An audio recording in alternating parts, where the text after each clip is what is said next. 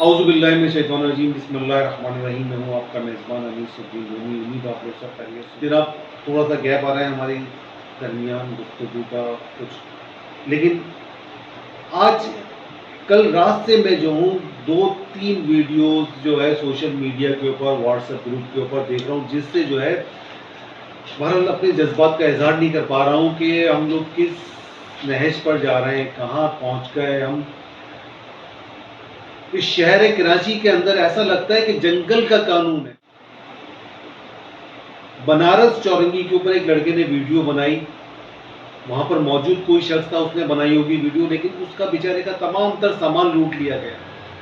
وہ یہ کہتا ہے کہ 3 موٹر سائیکلوں کے اوپر لوگ آئے اور لوٹ کر اس کو، اور وہ میرا خیال سے اس کا کیمرہ مین تھا وہ لڑکا، تو کس طرح سے اس نے روتے ہوئے ویڈیو بنائی ہے کہ میرا تمام تر پوری جمع پونجی تک لے گئے، میں نے کس محنت سے سارا سسٹم بنایا تھا، وہ گھر کا بھائی کفیل تھا۔ اس کے بعد ایک فیڈل بی ایریا کے اندر جو ہے کوئی اپنا پروگرام کرنے کے لیے لڑکا نوجوان گیا، اس کے ساتھ بھی یہ حادثہ ہوا کہ اس کے بھی سارے کیمرے، اس نے پوری ڈیٹیل کے ساتھ بتایا کہ اس کے تمام کیمرے لوٹ لیے گئے، اس کے موبائل لوٹ لیا گیا، اس کی واچ لوٹ لی گئی۔ یہ تو وہ چیزیں ہیں جو سامنے آ رہی ہیں، جو سوشل میڈیا پر آ جاتی ہیں شہر کی، اور بہت سی سینکڑوں کی تعداد کے اندر وارداتیں ایسی ہیں جو کنٹرول میں نہیں آتی، اور وہ سینکڑوں کی تعداد میں ایسی وارداتیں ہیں جو ریکارڈ نہیں ہوتی، جن کے لیے لوگ رپورٹ نہیں کرواتے۔ رپورٹ کیسے لوگ کروائیں گے؟ رپورٹ کرنے کے لیے جاتے ہیں تو پولیس کا رویہ ایسا ہوتا ہے مبینہ طور پر کہ جیسے وہ رپورٹ کرنے والا تک مجرم ہے۔ اس کا جرم یہ ہے کہ وہ رپورٹ کرنے کے لیے تھانے آیا ہے، وہ اس کا جرم یہ ہے۔ جس انداز سے، جس بیہیویئر سے جو پولیس کے اندر موجود کالی بھیڑوں کا جو رویہ اس کے ساتھ ہوتا ہے، اس کی داد رسی کرنے کے بجائے اس کا پہلے مذاق اڑایا جاتا ہے، اس کو بٹھایا جاتا ہے، اس کو بالکل ایسے انداز کے اندر اس کے ساتھ پیش آیا جاتا ہے جیسے اس نے جو ہے کوئی جرم کر کے وہ تھانے آیا ہے۔ یا وہ شخص جس کا مال و اسباب، جس کی جمع پونجی، جس کی پوری مہینے کی کمائی لوٹی گئی ہے، اس کے ساتھ داد رسی کرنے کے بجائے آپ کے پولیس ڈپارٹمنٹ کے اندر موجود کالی بھیڑوں کا جو رویہ ہوتا ہے، اس سے لوگ نہیں جاتے، تھانوں کا رخ نہیں کرتے، رپورٹ نہیں کرتے۔ رپورٹ کرنے کے لیے اجازت طلب کی جاتی ہے کہ ایس ایچ او صاحب موجود ہوں گے، ایس ایچ او صاحب گھر سے سو کر اٹھ کر آئیں گے، یا کہیں بیٹھے ہوئے دعوت اڑا رہے ہوں گے، وہ آئیں گے حضرت، تو پھر ان کی اجازت ہوگی تو پھر ایف آئی آر درج کی جائے گی۔ شاد و نادر کہیں کوئی با ایماندار پولیس افسران ہوں گے جو ان کی داد رسی کرتے اور ان کو فوری طور پر جو ہے اقدام کرتے ہیں، اس کے ٹریٹمنٹ ہی میں کہوں گا کہ اس طرح جس طرح سے آپ ہاسپٹل جاتے ہیں آپ کو ٹریٹمنٹ دیا جاتا ہے، اسی طرح سے آپ جب لٹ جاتے ہیں تو آپ لازماً تھانے کا اپنے وہاں پہ جو آپ کی تنخواہ، آپ کے ٹیکسز کے پیسوں سے تنخواہیں وصول کرتے ہیں، ان لوگوں کے پاس آپ جاتے ہیں نا، یہ سوچ کر جاتے ہیں کہ ان کی وردی بھی آپ کے ٹیکس کے پیسوں کی ہے۔ یہ جو پولیس موبائلیں جو ایریوں کے اندر گشت کرتی ہیں وہ بھی آپ کے ٹیکسوں کے پیسوں کی ہے، ان کو جو تنخواہیں ملتی ہیں وہ بھی آپ کے ٹیکسوں کے پیسوں کی ہے، ان کے بچے جو اسکولوں کے اندر پڑھتے ہیں وہ بھی آپ کے ٹیکسوں کے پیسوں سے، ان کے گھر کا راشن، ان کا چولہا جو جلتا ہے وہ بھی آپ کے ٹیکس کے پیسوں کا ہے۔ تو لوگ یہ سوچ کر تھانوں کا رخ کرتے ہیں، لیکن رویہ ایسا ہوتا ہے حاکمانہ کہ وہ حاکم اور آپ محکوم ہیں۔ تو بہرحال اس معاشرے کے اندر بہت بڑی تبدیلی کی ضرورت ہے، بہت بڑی تبدیلی کی ضرورت ہے اس معاشرے کے اندر۔ ایسا لگتا ہے کہ ہم جنگل کے اندر رہ رہے ہیں، انسانوں کے درمیان ہم لوگ نہیں رہ رہے، ہم رہ رہے ہیں جانوروں کے اندر، جانوروں کے ساتھ زندگی بسر کر رہے ہیں ہم لوگ۔ اچھا یہ ایک واقعہ ہے کہ اچھا پہلے تو کچھ عرصے پہلے کراچی کے اندر یہ ہوتا تھا کہ ایک موٹر سائیکل کے اوپر 2 لوگ آ گئے واردات کرنے کے لیے، یا 2 موٹر سائیکلوں کے اوپر 4 لوگ واردات کرنے کے لیے آ گئے۔ اب شہر کا المیہ یہ ہے کہ مجھے نیو کراچی کا ایک ایریا ہے، وہاں سے ایک صاحب نے ڈسکس کیا تھا کہ ان کی جو ہے الیکٹرانک کی شاپ تھی، الیکٹرانک کی دکان تھی، وہاں پر پورا گینگ لوٹنے کے لیے آیا ہے، 6-7 موٹر سائیکلوں کے اوپر 2 افراد، پورا گینگ اس شہر کے اندر واردات کر رہا ہے۔ اس شہر کے اندر اس شہر کو ایسا کر دیا گیا ہے کہ لوگ انسیف ہو چکے ہیں. یا میرا پچھلے ویلاگ کے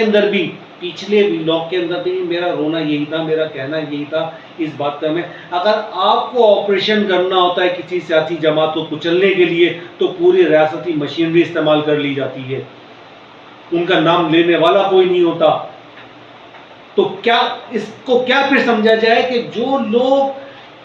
ان تمام چیزوں کو کنٹرول کرنے والے لوگ ہیں تو وہ کیوں ان چیزوں کو کنٹرول نہیں کر پا رہا ہے؟ تو ایک سوالیہ نشان ہے. لوگ سوال کرتے ہیں, لوگ گلی کوچوں میں بیٹھ کر بات کرتے ہیں کہ پولیس کے اندر موجود کالی بھیڑیں جو ہے ان کو سپورٹ کرتی ہیں, ان کو پروٹیکٹ کرتی ہیں. ایسا لگ رہا ہے پورا شہر لاوارث ہو چکا ہے, اس کو کسی وارث کی ضرورت ہے. یہ شہر کے باسی جانتے ہیں. صرف اس شہر میں بات میں نہیں یہ کرتا کہ ایک کمیونٹی, یہ میگا سٹی ہے, بڑا شہر ہے. اس کے اندر ہر زبان سے تعلق رکھنے والے لوگ بستے ہیں جو پیدائشی طور پر بھی ان کی نسلیں کراچی کے اندر پروان چڑھی ہیں, یہیں پر ان کا ہونا بچونا کھانا پینا یہیں پر ہے. لیکن اس کے وہ لوگ بھی ان چیزوں سے تنگ ہیں. وہ بھی کہتے ہیں کہ واقعی اس شہر کو واقعی ایک کسی وارث کی ضرورت ہے, ایک حقیقی وارث کی ضرورت ہے جو اس شہر کو کنٹرول کر سکے.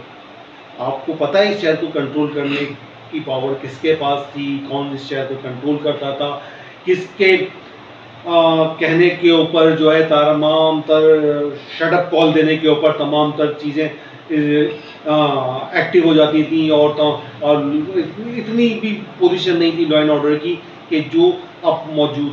صورت حال کے اندر لوگوں کو فیس کرنی پڑے. لوگ مہنگائی سے پریشان ہیں, بے تحاشا لوگ جو ہے اکثریت مہنگائی سے پریشان ہے. لوگ بجلی کا بل نہیں بھر پا رہا ہے, لوگ بچوں کی فیسیں ادا نہیں کر پا رہا ہے, لوگ جو ہے گھر کا راشن پورا نہیں کر پا رہا ہے, اور اس کے بعد پھر ڈکیتوں کا سامنا کرنا پڑتا ہے. اور اگر وہ نوکری کر رہا ہے, تنخواہ لے کر آ رہا ہے اور راستے کے اندر اسے پوری تنخواہ لوٹ دی جاتی ہے تو وہ کیا کرے گا؟ اپنے پورے گھر کا بجٹ جو وہ بیچارہ روئے گا. لوگ خودکشی کرنے پر مجبور ہو رہے ہیں. لوگ جو ہے کس کی ذمہ داری کس کی بنتی ہے؟ ریاستی حکمرانوں کی ذمہ داری بنتی ہے یہ سب کچھ. آپ دیکھیں پاکستان سے بدتر حالات مجھے نہیں لگتا کسی اور ملک کے ہوں گے. جی جو ہیں جن ممالک کے ہیں, لیکن وہاں حکومت ریٹ بھی ہوتی ہے, کچھ حکومت ریٹ بھی ہوتی ہے, لیکن آپ کو جب سیاسی معاملات جب آتے ہیں, کسی سیاسی جماعت کے خلاف انتقامی کارروائی کرنی ہوتی ہے تو تمام پہ ریاستی ریٹ بھی منوا لی جاتی ہے. لیکن اس شہر کے اندر امن قائم کرنے کے لیے کوئی ایسی ریاستی ریٹ نظر نہیں آ رہی. اچھا ایک اور بھی ویلاگ, تو ایک خاتون ویلاگر ہے, انہوں نے بھی اپنی سوشل میڈیا کے اوپر جو ہے اس بات کا جو ہے کافی پرچار بھی کیا ہے کہ, اور میں بھی کئی عرصے سے اس بات کا ذکر اپنے ویلاگ میں کر چکا ہوں کہ آپ کے ٹیکسز سے, عوام کے ٹیکسز سے جو ہے بیوروکریسی جو ہے عیاشیاں کر رہی ہے. ان کی گاڑیوں کے اندر فیول استعمال ہو رہا ہے اور لاکھوں کی تعداد کے اندر اس ملک کے اندر بیوروکریٹ گاڑیاں استعمال کر رہے ہیں. گاڑیاں بیوروکریٹ کو استعمال کر رہے ہیں, بیوروکریٹ کے ساتھ ان کی پوری فیملیاں استعمال کر رہی ہیں. جو فیملیاں استعمال کریں تو پیٹرول بھی پھر سرکاری ہے, سرکاری پیٹرول ہے, وہ آپ کے ٹیکسوں کے پیسوں کا پیٹرول ہے. آپ نوکری کرتے ہیں, آپ کام پر جاتے ہیں, اپنے پاکٹ سے پیٹرول ڈلواتے ہیں, اپنے پاکٹ سے تمام چیزیں کرتے ہیں, آپ بجلی کا بل بھی ادا کرتے ہیں, اور اتنی تنخواہیں لینے کے باوجود بھی وہ بیوروکریٹ سرکاری پیٹرول استعمال کرتا ہے, وہ اس کا پورا خاندان استعمال کرتا ہے. ابھی کچھ دن پہلے جو ہے ایک کسی نے سوشل میڈیا کے اوپر پنجاب کی ایک وہ تصویر تھی سوشل میڈیا پہ لگائی گئی تھی کہ ایک اسسٹنٹ کمشنر, ایک معمولی اسسٹنٹ کمشنر جو عوام کا خادم ہے, جس کا کام جو ہے لوگوں کی خدمت کرنا ہے, اپنے اس کے اختیارات کے مطابق اپنے ماتحت اداروں کو, اپنے ماتحت جو چیزیں آتی ہیں ان کو کنٹرول کر کے عوام کو فیسیلیٹیٹ کرنا ہے, ان کو سہولت فراہم کرنا ہے, کہ وہ ایک اسسٹنٹ کمشنر کے لیے جس کا گریڈ کیا,